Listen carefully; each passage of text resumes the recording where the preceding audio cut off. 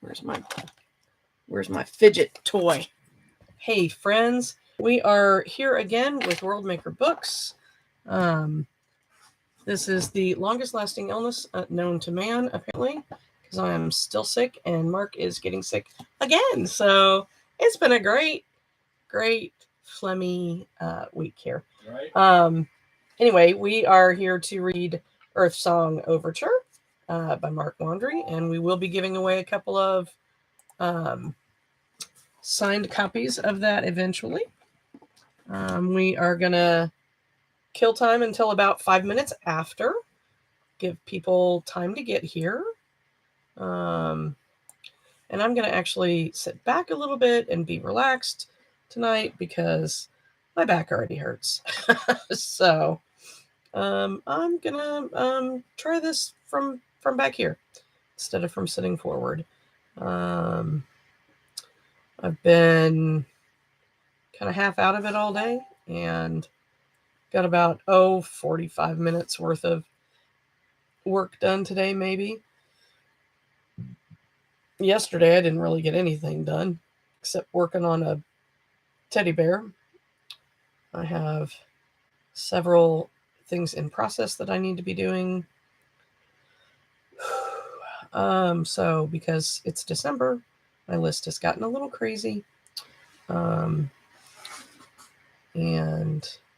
that's all I know right now. Is that my life is a little crazy. In addition to not feeling well. So I'm sure that it's going around. Mark went to the store today to get a pan so we could cook our little turkey breasts, which we did and enjoyed. That was really good. And we had leftover homemade baked mac and cheese from yesterday and with our turkey, and that was good. Oh, see a little dog getting herself buried back there in the chair. On the list for tomorrow is things like clip the dog's nails. If we comment what you saw at the store. Oh yeah, the whole point of me saying Mark had gone to the store earlier was that all of the over-the-counter cold and flu remedies seem to have been bought up. He was able to find a couple of things that we'll probably be putting to use, but apparently everybody's sick right now, so probably be a few more stops for hot tea during today's reading. That's what happens when people get sick, unfortunately. Oh, let's see. 8 o'clock on the nose. We got 5 more minutes.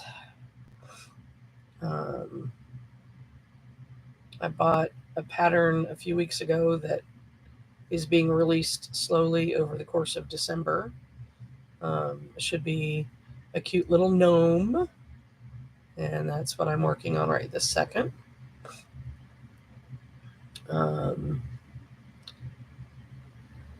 Said gnome got a little scarf here. So a new clue or part of the pattern or story or recipe to go along with it gets released every day. So I'm going to try to keep up. Should be a fairly small gnome, so it won't take a whole lot of keeping up, really, probably.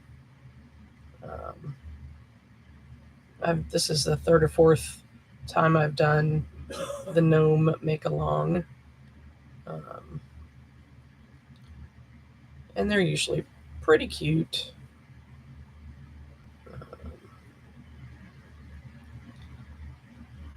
I am alternating between being hot and being cold. So I may have to put my sweater back on in a minute. I don't know. We'll see how that goes. But that is all I know. I may need to speak up a little bit. I don't know. How's the sound in there, Mark? I have it off. Yeah. It looks okay. It looks like Neapolitan ice cream right now.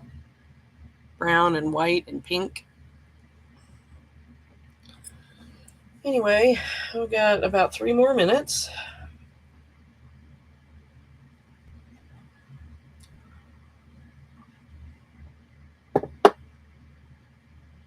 No espresso coffee beans today. Just don't feel like it.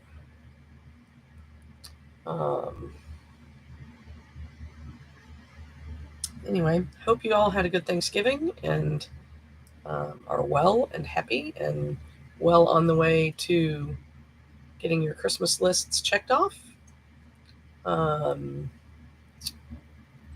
We probably won't be going anywhere for Christmas because, a couple months without a whole lot of income will do that to you. And I think I'll have to buy just a very few gift cards and send them. Maybe I'll send some Christmas cards this year. I don't know. Anyway, what are you all doing for the holidays? Got plans? The only plan I have right now is to get unburied from the load of work that I have to catch up with, all before Christmas. Other than that, just working.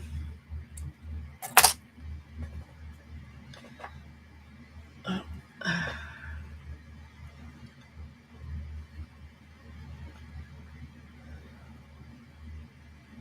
right. Yeah, it definitely looks like a Neapolitan ice cream.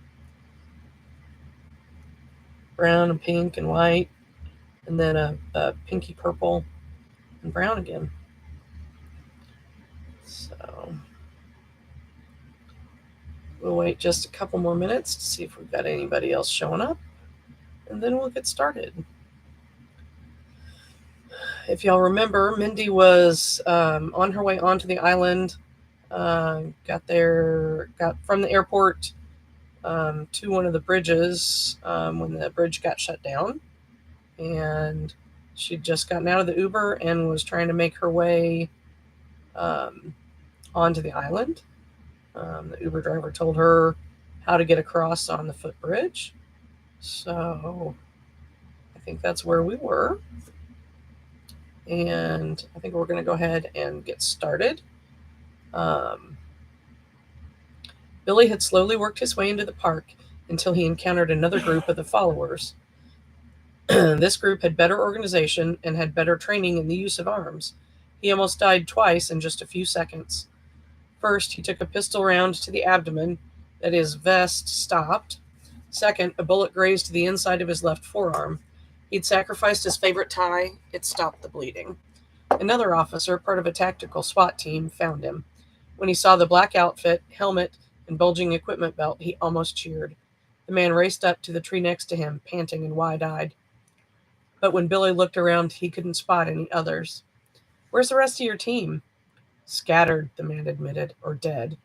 "Dead?" Billy gasped. "What happened?" The second and third tactical response teams were staging over by Columbia Circle. Many of us were still putting on our gear when we came under fire.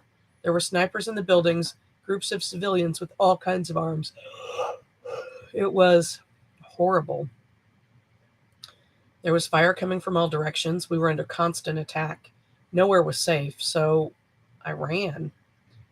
"My God," Billy whispered. "I watched some of them move this way and followed them, at least trying to get some intel."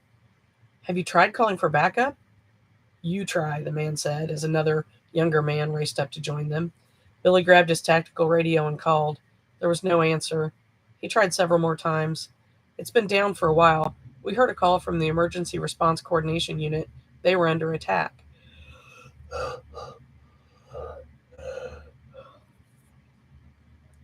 This was some big job, and whoever organized it knew planning and response protocols. "Captain Hicks," Billy hissed, "you son of a bitch."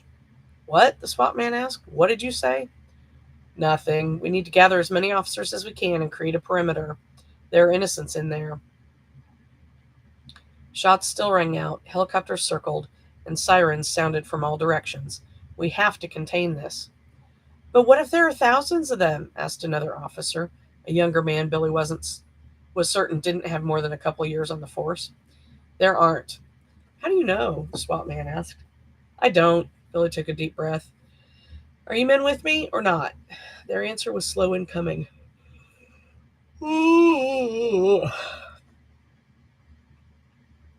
He'd seen enough tough situations to know when men were near the ends of their ropes. Still, they looked like they were willing to follow his lead.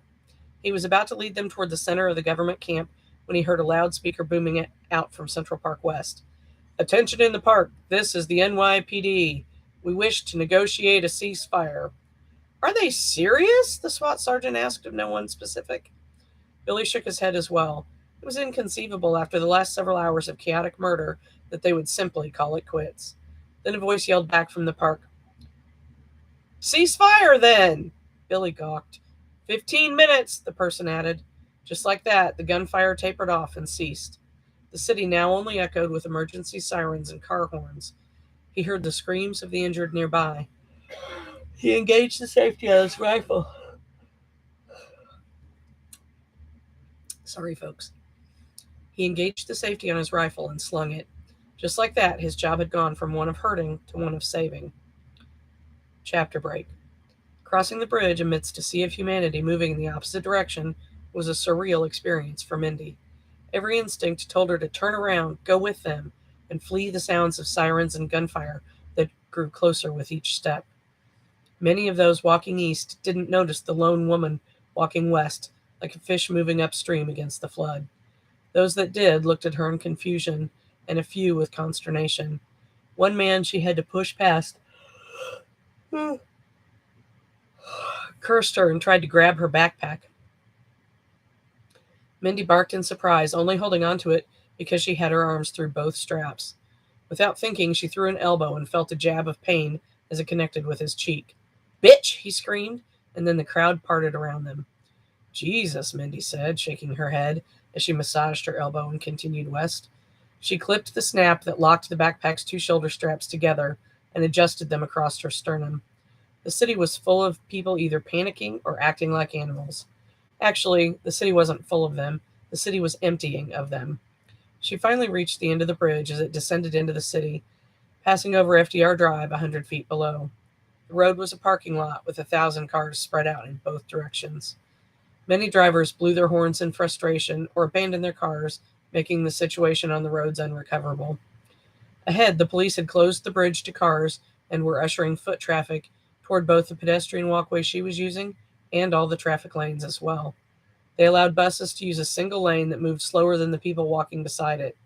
Mindy stopped for a moment and looked up at a school bus with Johnson County Unified School District written on the side. Just a few feet away, a girl no more than 9 years old stared back at her, eyes wide in terror. She watched the police for a minute, then picked her time to push past them. The nearest cop did a double take before responding. Miss, stop! Where are you going? The island is being evacuated. Mindy waved over her shoulder, then cut sideways past a big crowd of burly construction workers before the cop decided to run her down. She'd made it. She was on Manhattan. For a time, it was harder going than the bridge had been. The funnel to get to the bridge created a compacted, slower flow that was almost impossible to move through. This became one of those rare times that she was glad she was a girl. A lot of those trying to get out were men, and they naturally noticed a pretty redhead girl going in the opposite direction and made room for her. In just a few blocks, the crowd fell off and she could walk as quickly as she wanted. Just as the Uber driver had explained, it was only 7 blocks from the bridge to Central Park. She was just 3 blocks away when she realized the noise level had changed dramatically. It took a few moments to process what she was hearing. There were no more gunshots. The shooting and explosions had stopped. She stood on the sidewalk for a while listening as the crowds continued to move east. When she moved on, she ran into more police. Only a block from the park, there were hundreds of police cars and many, many more cops. As if anything could make it worse, the military was there. If she had to guess, she'd say they were National Guardsmen. They were there in force. Big army transport trucks were disgorging hundreds of soldiers who were assembling barricades from pallets of sandbags taken from flatbed trucks marked New York Department of Transportation. This is spinning out of control, she said aloud. You know it, someone said as they hustled by. Mindy glanced over her shoulder, but only saw the back of the suit. Mindy worked her way, block by block, along the perimeter of Central Park. Moving was hard enough in normal midtown traffic, but the fact that they were fighting a war on the city streets made it considerably worse. While there were no more shots, the police and military presence was increasing by the minute. In the end, she found herself among a group of war-weary New Yorkers watching an area of the park where ambulances congregated and life flight choppers were coming and going every minute or so. Whatever had happened was big if there were so many helicopters. It had mass casualty situation written all over it. How can I get in there? She asked herself. The portal was in there, and probably her old friend Leo Skinner. The file he'd sent her said to make contact at the perimeter security off 5th Avenue and East 65th Street, but she couldn't even get close to that intersection. Armed with the knowledge that regardless of the situation, she would be welcome, she began sneaking around, looking for a way in. Chapter break.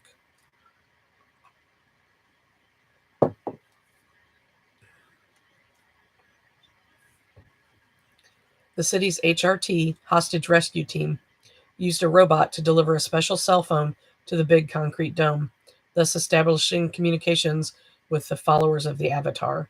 The 15-minute ceasefire turned into 2 hours. Medevac helicopters and ambulances had been arriving and leaving nonstop ever since. A supervising officer finally appeared at the scene, and Billy gratefully let him take over, helping as best he could.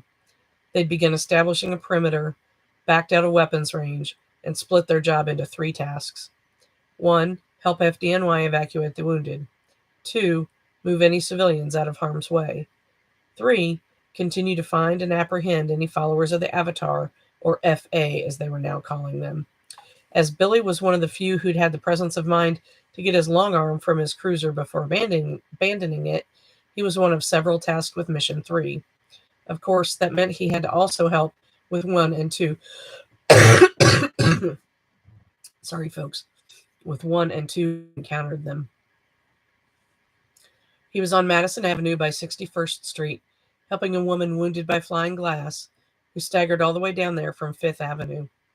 While he held a sterile gauze pad from his medical kit against the still bleeding wound, he noticed a woman on the other side of the street, passing the Maclo Gallery, glancing at the display of Steuben glass. On any other day, he wouldn't have given her 2 glances, but today wasn't any other day. Window shopping during a terrorist attack? An EMT saw him tending to the woman and came at a trot. He quickly told the young EMT about the patient, then turned to look for the window shopper. She was gone. He looked east, then west, and finally caught a glimpse of her. He noticed she was wearing a large backpack. She was walking toward the park. Shit. You need any help with her? He asked the EMT. No, I got it, officer. Billy nodded and headed west at a trot. If the girl had been good at this, he would never have caught her, but like a lot of the FA, she'd taken to her trade late in life. He caught up to her just west of Madison on 60th Street. She was leaning around the corner looking toward the park. Billy put a hand on the grip of his service Glock and cleared his throat. Ma'am, he said in his trained policeman's voice, don't move. She squeaked and jumped, making Billy grip the weapon more firmly, ready to draw. NYPD, you're inside a restricted area. Put your hands in the air and turn around slowly. She looked good from behind, even under the backpack. The last thing he wanted to do was shoot a pretty girl. She turned around, her red hair visible for the first time, and her jade green eyes as wide as dinner plates. Don't shoot, she said, hands high and shaking. I'm just trying to get to the park. Yeah, I can tell that. She was even prettier from the front. You're awfully good looking for a religious terrorist, he said. Terrorist? Religious? She looked genuinely confused, and he began to wonder if she was just a rubbernecker going the extra mile. What's your name? Mindy Patoy. Where are you from, Miss Patoy? Seattle, she stammered. You've come a long way to sightsee. I'm not sightseeing, she explained. Yeah, tell you what, put your hands against that wall, lean forward and spread your legs. Excuse me? She asked, and blushed in a way that only a redhead could blush. He took a step toward her, hand still on his service weapon, and her eyes grew big again. Okay, she said and did as instructed. Billy had been on the force a long time, and he knew you didn't last long as a cop by taking people for granted. A 90-pound crack whore could bust you up and take your gun just as effectively as a 300-pound bruiser. The whore was more likely to be carrying a weapon, too. He maneuvered behind her, out of view. When she tried to turn her head to follow him, he told her to keep her eyes forward, and she did. As he took the last step, he none too gently kicked her legs a bit further apart to put her a bit off balance. He'd done that to a drunk in his first year, and the plastered insurance broker fell face first down an adjacent basement access. He'd been too drunk to complain. Billy put a hand between her shoulder blades and relieved her of her pack. Setting it on the ground, he quickly and efficiently frisked her. All he found was a cell phone, a little Urban Outfitters multi-tool, and a clip holding a couple $100. Billy told her she could stand back up and ordered her to wait a few feet away. He put the confiscated items on the sidewalk within easy view and proceeded to investigate her pack. Is that necessary? Mindy complained. He kept one eye on her as he rummaged. What do you expect to find, anyway? Guns or explosives, he said casually. She blanched. The bag was an Osprey Porter, not the kind of bag you saw on New Yorkers or even tourists. It was an expensive traveling bag that doubled as a fully functional hiking backpack. It held all manner of camping gear, everything from a cable saw to water purification tablets. Going camping? I never unpacked it a few years ago when I got back from Honduras, she said. Honduras? You a drug runner or something? Radio astronomer. It was his turn to look surprised. In an outer pocket, he found a wallet. An Oregon state ID read, Mindy Patoy, from the city of Woodburn. Where's Woodburn? He asked. Never heard of it. It's a little town between Salem and Portland, she said. Nobody who isn't from Oregon has heard of it. Thought you said you're from Seattle. I moved recently. Do much astronomy there? In Woodburn or Seattle? She asked. Either. I'm a customs broker now. He looked at her again. He had a distant cousin who was a customs broker. No one who wasn't would claim to be. The rest of the pack held clothes, a toiletries kit, and a computer. The bag also had an American Airlines claim check ticket still hanging from a strap. He was about to zip it back up when he noticed a mark on the computer. As he looked, he heard her sigh. Property of the Federal Bureau of Investigations, it said. That settled it. Well, Miss Patoy, or whoever you say you are, unless you can produce a badge, I'm taking you in. Can't I explain?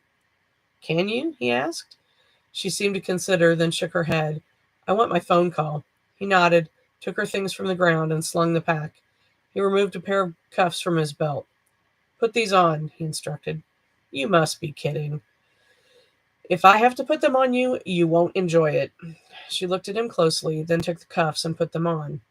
With her in tow, Billy headed for the 19th precinct, about 10 blocks away. Here's another chapter break.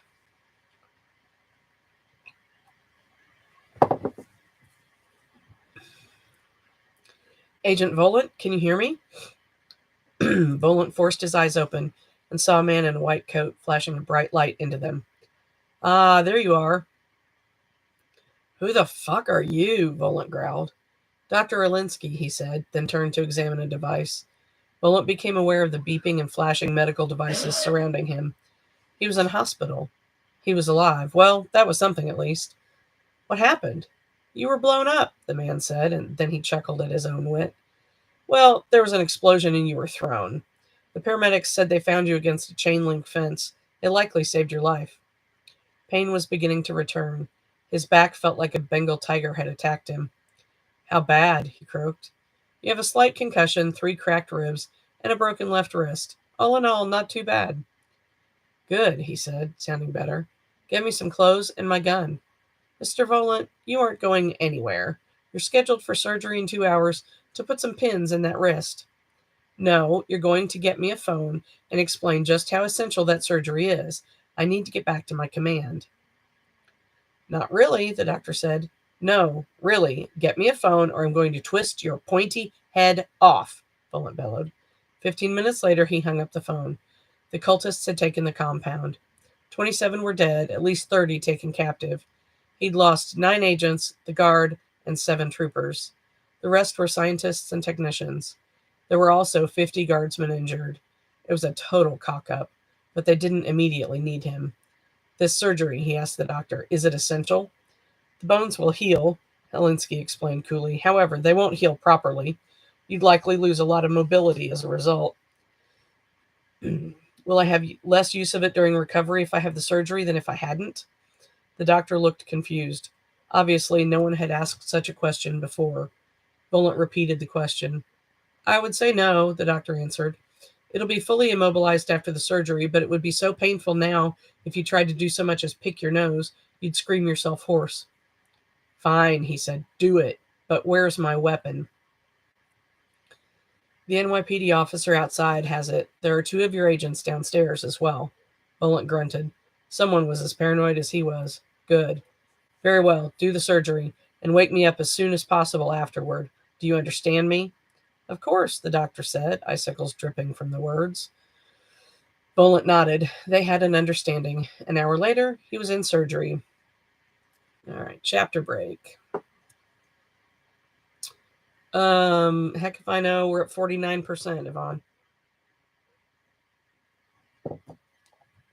Mindy sat in the small room, handcuffed to a seat, feeling about as dejected as she'd ever felt. She'd been arrested once before when a drunk boyfriend took a swing at a campus police officer. The room was dingy, noisy, and full of pissed-off police officers.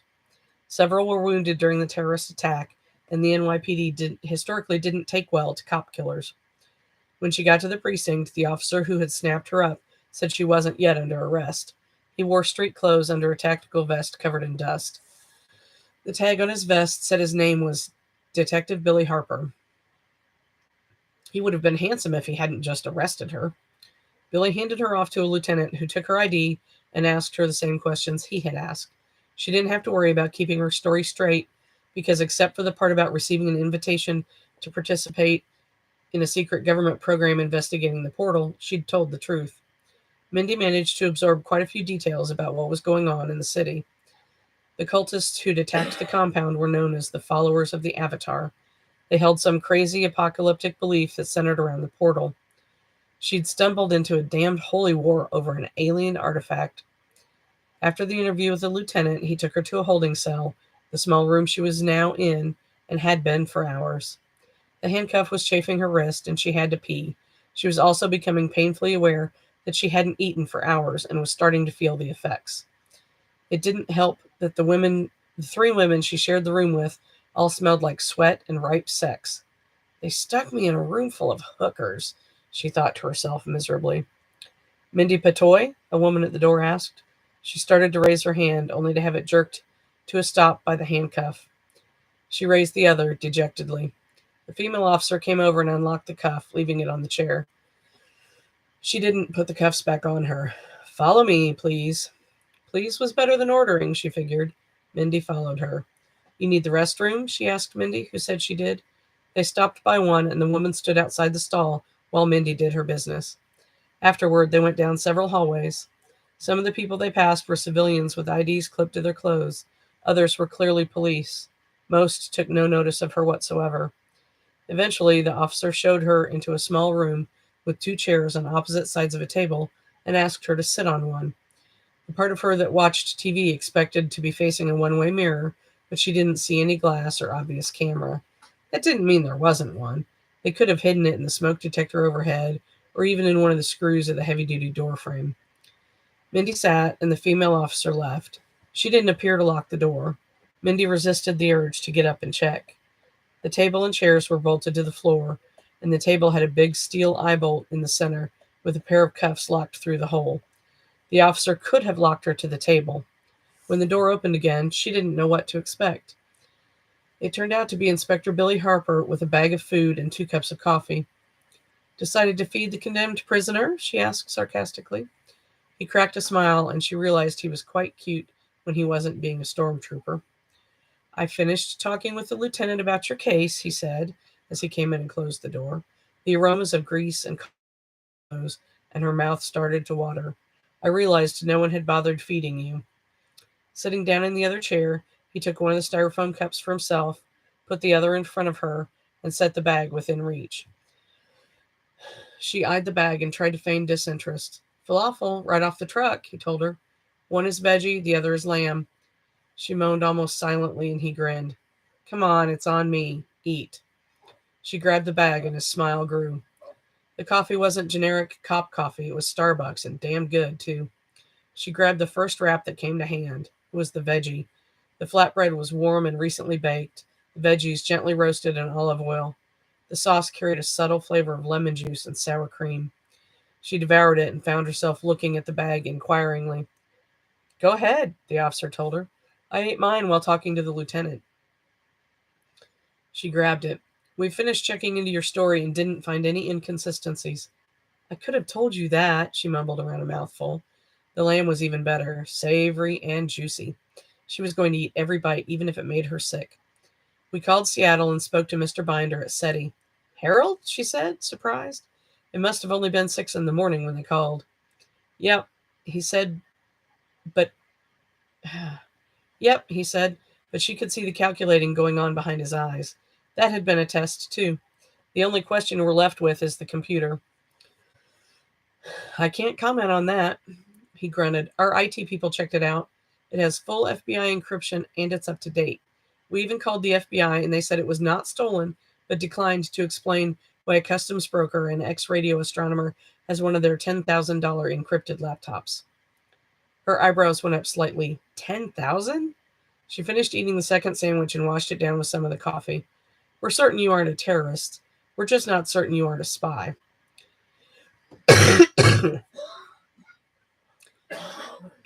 She almost giggled at that. He smiled at her expression, and Mindy thought she felt a few sparks flying. Then I'm free to go? She asked, summoning her memories of high school civics class. He sat and looked at her for another minute. She sipped the cooling coffee to avoid fidgeting. Yes, he finally said, and as she almost gasped with relief, he smiled from ear to ear. I'd suggest you stay away from Central Park, Miss Petoy. Not a chance, she thought. Of course, she said aloud. Then you're free to go, he said, and stood to go to the door. She sat for a moment before getting up to follow him. The detective took her down the hall to the entry area where a female officer was waiting. She handed Mindy her Osprey backpack. Without realizing they were watching her, she unzipped the bag and quickly went through the contents. The policeman waited patiently. Everything there? Harper asked. Mindy looked up and blushed slightly. I'm sorry, she said. Don't be, the female officer said. It's your stuff. Mindy took an extra second and verified the government laptop was there. I'm good, she said, and shouldered the bag. I'll let you out, Harper said, and escorted her to the big double doors leading out to the street. Outside, he spoke again. I'd find a hotel and think about heading back to Seattle. I'll keep that in mind, Mindy said. He looked at her using the critical skills a police officer learned from years of dealing with often deceitful criminals. After a second, he chuckled and shook his head. Why do I think I'll be seeing you again? Why, Detective Harper, are you making an inappropriate solicitation? He laughed. Get out of my precinct, he said, and gave a little wave. Mindy left, and she could feel his eyes on her backside as she walked down the steps and into the street. Halfway down the block, she looked back and saw him still watching her. It wasn't until she turned a corner that she lost sight of him. She took out her phone and began looking for the closest hotel. She needed some rest and a landline. As the afternoon wore on in New York City, that was a chapter break. As the afternoon wore on in New York City, it was early evening in Cairo, Egypt. The ancient Orman Botanical Gardens, just off the western bank of the Nile, had been closed to the public for days now. Officials told the public it was an infestation of wasps that were both dangerous and hard to control. It was a weak story which certain intelligence operatives easily saw through. To make the story even marginally believable, the General Intelligence Directorate of Egypt hired local security to maintain the cordon around the gardens. Only a few intelligence operatives were on site, and they had no idea why officials had quarantined the gardens. Had any of them seen the glowing portal next to a grove of rare palms, they would have known how important their jobs were. Instead, they spent the long evening hours in a car playing cards and drinking. Truth was, the Egyptian government didn't know what to do with the portal, and as was usual with that deliberative body, argued over the situation. None in the intelligence directorate considered intrusion by a trained force a remote possibility, or they would have assigned more than 2 disinterested agents in addition to the private security guards.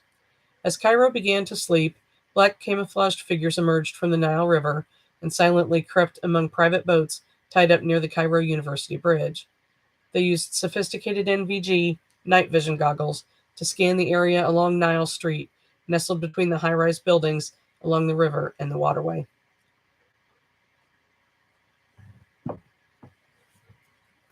The silent observers found what they were looking for by Amon-Nessen Street, a large private dock which their records indicated would be empty that day. It was. The team fanned out, verifying there was no one on the dock or adjacent to it.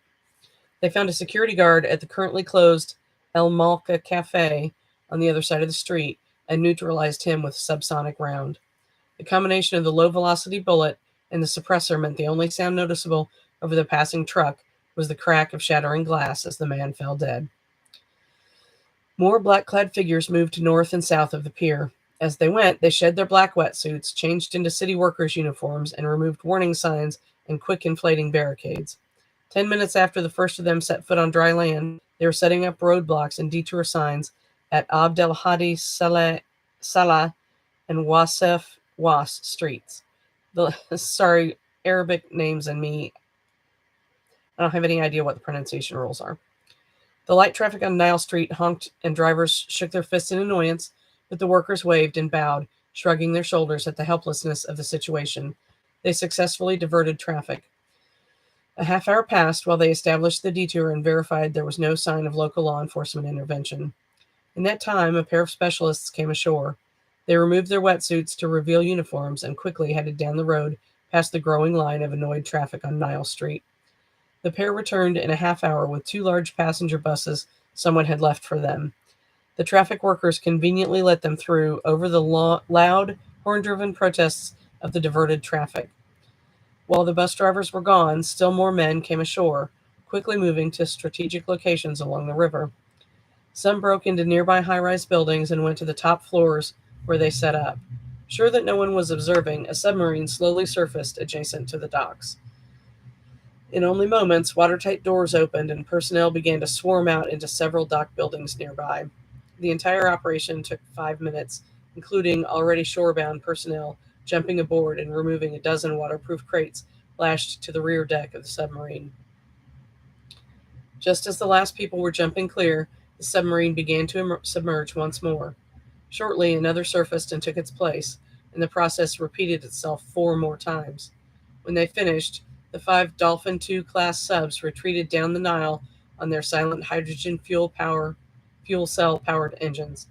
The normal crew of 27 on board each sub had been reduced to only 10 for this trip, which made 85 extra spaces. They also used the 10 additional spaces on board each sub, normally intended for special operators, allowing the subs to deliver a total of 135 people and a great number of equipment cases.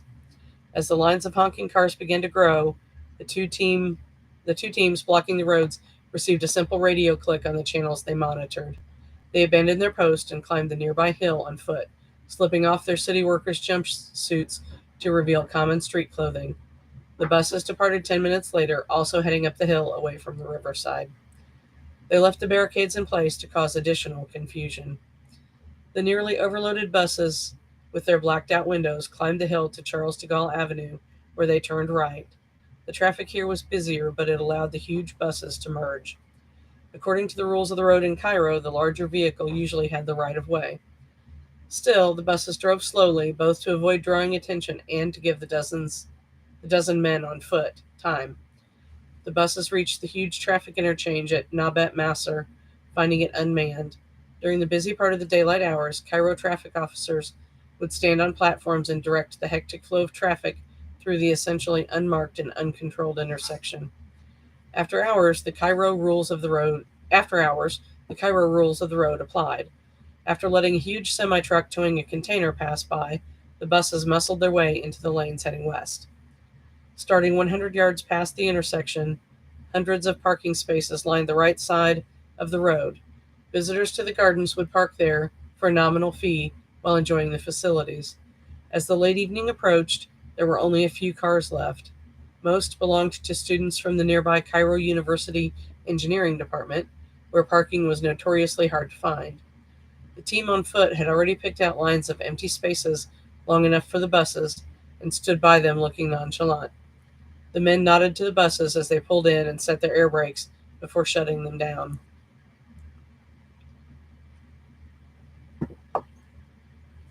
While the buses sat, their engines pinged quietly as the metal cooled. 8 of the team moved into the park and contacted the advance unit via infrared laser. They received the proper response, indicating the guards had been dealt with, whereupon they sent radio clicks to the buses and began spreading out to create their perimeter. The buses opened and the occupants began moving out. A few people walking along Nabet Maser looked on curiously as the buses disgorged 144 people and twice that number of crates. Many of these people were obviously women and just as obviously pregnant. Who would be going to the gardens in the middle of the night? At the nearby entrance, a pair of men dressed as security guards appeared and opened the chained gates. The strange people began to go in. All but the pregnant women were in teams of 2 carrying a heavy crate between them. The next day, witnesses would report that it had indeed seemed odd, but not nefarious in any way. None of the off-chance witnesses could know that each passenger on the bus had been hand-selected. They all had several factors in common. They were all between the ages of 19 and 35. They were all able to have children, or in the case of the women, were already pregnant. And they all had at least basic military combat and survival training. The training explained why the large group moved with such purpose and order. The most pregnant woman was less than 6 months along, so she was still able to do some manual labor. The women past their first trimester arrived in the center of the park and were the first to see the portal. The dais glowed and thrummed with an otherworldly light that made them pause and wonder. They'd received a detailed briefing, yet it lacked first-hand accounts. To see the actual portal up close was astounding, but they quickly overcame their surprise. As the less pregnant women and the men began arriving with crates, they organized the burdens into piles at the side of the portal. Each crate had a number from 1 to 5, indicating their prioritization. The women had been organizing for 20 minutes, the first crate-carrying teams already on their way back when the first setback occurred. A police cruiser passing by slowed to observe the stream of men and equipment flowing into the park. Per their instructions, the team took no notice of the police car, which stopped to further investigate.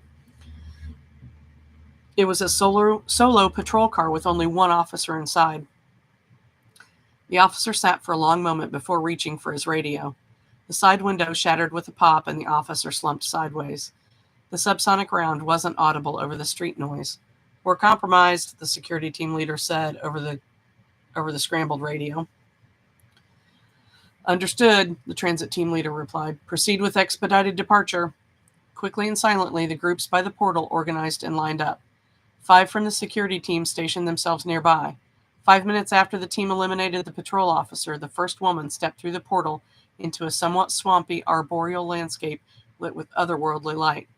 She only paused for a moment before stepping aside as other members sent crates through. She pulled them aside as best she could until a crate refused to go.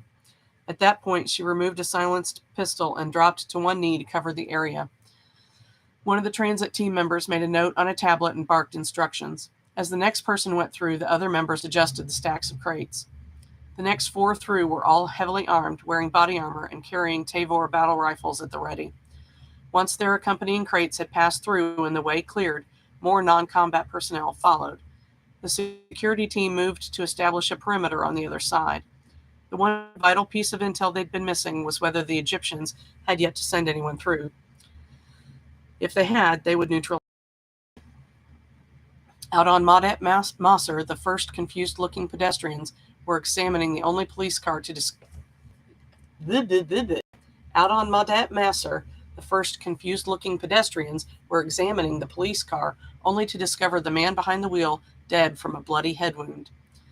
The security team was under orders to avoid civilian casualties, so they activated short-range microwave jammers. The panicked civilians found their cell phones had no signal. This confused most of the civilians, who continued to mill around, while several others ran. The security team lead estimated distances and time, compared them against the memorized transit team time schedule, and made a mental note before activating his radio. "Prepare to go weapons hot," he said. At points all around the Ormond Botanical Garden, safeties clicked off.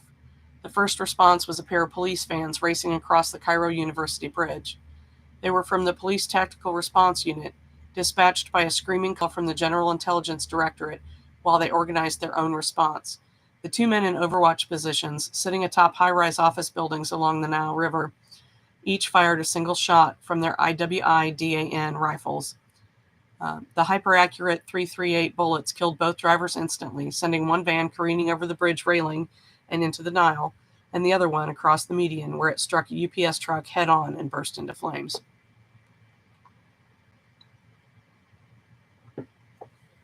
"Situation is getting hot," the security team leader said into the second channel.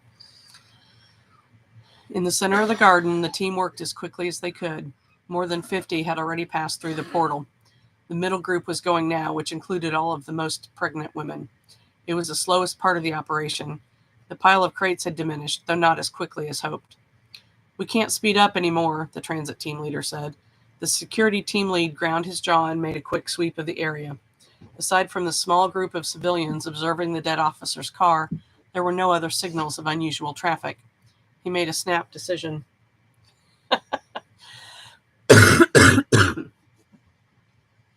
"Last transit squad, move in to assist." From his 14-man unit, 4 broke off and hurried to the park's center. Once there, they would take over moving crates, expediting the process. The perimeter team was now down to 6, a dangerously low number. He hoped he hadn't made a mistake. Another 10 minutes passed before anyone realized someone had neutralized the 2 van loads of tactical officers before they ever reached the scene. From high atop the skyscraper, the Overwatch team called in. "Inbound choppers," one of them advised, "coming from the northeast." "Tell me they aren't Apaches," the security team leader said. Silence reigned as the Overwatch team tried to make a positive identification. "No Apaches, they're MI-17s, the report came. 2 are confirmed, coming in high and fast." The team leader nodded. The Egyptians had a couple dozen of the Cold War-era Soviet utility helicopters, and they could be armed for ground assault. If they were coming from the northeast, they were probably carrying troops. "Drop one of them." Each of the snipers carried a single advanced anti-aircraft missile launcher. Based on the FIM-92 US-made Stinger, the Israeli version was almost half the size and weight. It also had better target acquisition, but a shorter range. They were also much harder to counter. As the 2 Overwatch snipers had previously agreed on who would fire first, one sniper lifted the weapon from where he'd set it, activated, charged, and ready to go. It only took a second for him to isolate the target on the display and lock it in. The launcher's focal plane array confirmed it had a lock, and he pressed the fire button. The tiny launch motor pushed the missile out of the tube, and the main engine ignited 20 feet away. The 4-foot-long missile accelerated to nearly Mach 2 in less than 3 seconds. Just over 2 miles away, the lead Mi-17 pilot, who had only been shaken out of bed an hour previously, gaped in utter astonishment as the threat alarm on his control console went off. He was just beginning to take evasive action when the 2-kilogram high-explosive warhead detonated behind the cockpit, killing most of the soldiers inside the crew compartment and severing the entire engine mount from the airframe. What remained of the 50-year-old helicopter became a burning meteor that crashed into the Nile. The other sniper activated his missile's acquisition radar and aimed it at the second helicopter. Having just witnessed his comrade's spectacular demise, the pilot responded in a high G-turn that nearly sent his helicopter down as well. He just managed to pull out before hitting a building, dropping to street level, and raced back to the northeast. The sniper turned off the missile and set the unused launcher back down. They'd bought a little more time. The explosion of the helicopter sent civilians in the area into a panic. There were dozens of traffic accidents, and people on foot began to flee to any cover they could find. To the south, they could hear crying animals from the Giza Zoo. With the help of the 4 men from the security team, the last of the pregnant women was through the portal, and all that remained were 20 men. As the number of people remaining dwindled, the going became increasingly slower. "More helicopters," one of the snipers announced. "At least 2 Blackhawks, and they're coming in on the deck." As the snipers were high in towers, the remaining surface-to-air missile would be nearly useless. "Gunships," the other sniper announced. A second later, the thrumming of a 30mm chain gun shook the gardens. People in the streets began to scream and run. Birds took to the air, and more sirens sounded. The other Overwatch didn't call in again, but the team leader heard the unmistakable sound of a missile firing and an airborne explosion reverberating. More 30mm fire followed. The team leader knew there wouldn't be any more transmissions from the sniper. "I have a Black Hawk touching down on Charles de Gaulle," the Southeast Corner Observer reported. A second later, they heard his generic M4 rifle laying down suppressive fire. "Another on Al-Daki," the North Observation Point said, as more fire rang across the park. The security team leader split his unengaged men and sent half to the 2 points of contact, the rest to the portal. I already did it.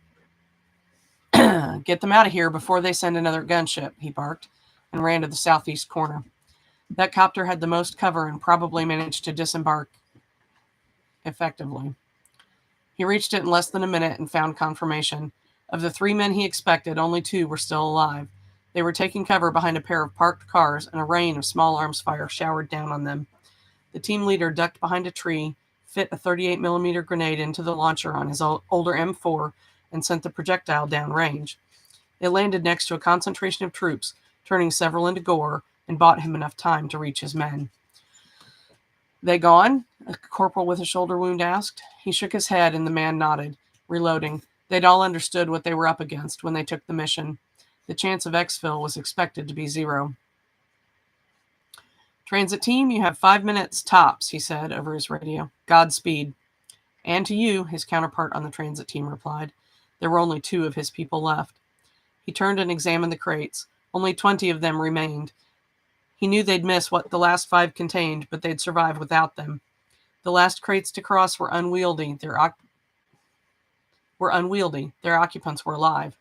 The crates contained baby animals of a dozen different species. The operations planners had been incredibly resourceful and imaginative. Even he didn't know what was in all of those crates. The 5 soldiers helped as the last 2 men went through, leaving only the leader. Remember, he told them, follow the numbers on the crates. Toss until they won't go through. We understand, one of the soldiers said. Another stood by the crates that wouldn't be going. He was placing explosive charges on them. They wouldn't leave much behind. Thank you for everything, he said to the men. Machine gun fire in the distance had risen to a furious pace. Shalom, the corporal said. Remember us in the mourner's Kaddish. The man nodded, and the soldier went back to work. The transit team leader nodded, walked up the steps, and into another world. The first crate followed less than a second later and almost hit him. Per their instructions, sequentially numbered crates flew through the portal one after another until one bounced off the invisible barrier. He couldn't see from where he stood in the strange new world, but he knew from the briefing that all 144 lights were now out on the other side of the portal. The soldiers left behind waved and turned to run into the gardens. A second later, the portal swirled and went dark. Back in Cairo, the security team fought a pitched battle for almost an hour before another Apache showed up and strafed the park with 30mm cannon fire. They followed with 2.75-inch rockets and a pair of Hellfire missiles. By 1 o'clock in the morning, the entire security team was dead. They found most with empty weapons. 2 had blown themselves up with grenades. General Intelligence Directorate agents moved into the park to examine the carnage. None of the security team had any identification on them. The camouflage uniforms they wore were off the shelf, available in any of 1,000 online stores around the planet. The men themselves were not distinctly Jewish in appearance. In fact, many appeared to be Arabs. Their weapons were U.S.-manufactured M4 rifles whose serial numbers would lead to weapons issued during the First Gulf War and marked as lost. The ammo was civilian-manufactured. Only the snipers had Israeli-made weapons, but there was nothing left by which to identify them. The Egyptian High Command knew it had to be the Jews, although they couldn't imagine how such a large team could infiltrate so deeply into Egyptian territory. Who else could mount such an operation? More importantly, the portal was dead and wouldn't respond. The president was demanding answers, and no one knew what to tell him. It was a bad night. All right, there's a chapter break, and I think we'll stop there because that is the end of chapter 10. When we pick up again, we will start with chapter 11. Thanks for watching. Appreciate your time. We know you have choices, and we're glad you chose us. And we'll be back at it again on Saturday evening. Hopefully we'll be coughing less and feeling better. If you enjoyed this, please like and subscribe and share to your friends. Let them know we're reading this. We don't have very many views yet, so pretty sure the word has not gotten out. That's all I have to say. Thanks for putting up with my coughing. Appreciate it. See y'all next time.